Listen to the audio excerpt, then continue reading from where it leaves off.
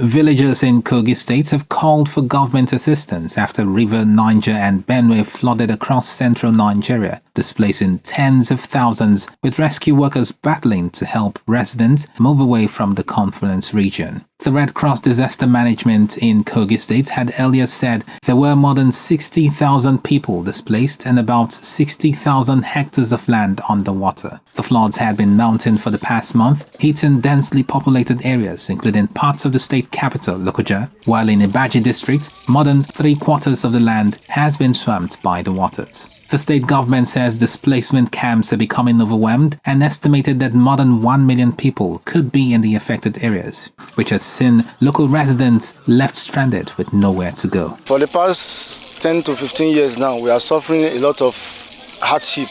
Apart from that, the water has been disturbing every community. Like me, as I'm talking to right now, I have a house in this place, built. The one at the back of me now is my house. And for the past 4 or 5 years, water has been disturbing us frequently. We'll go, we'll come back. As it is now, we have nowhere to even go to now. This flood will come always year by year. It will spoil something for this our area. We need the local government help to help us. We were sleeping in the night. That the next thing we see is my son. It was my son that woke up to go and ease himself, and he discovered that the water take over the house and everywhere was filled up with the flood. We actually want to appeal to the federal government and to the state to help the community.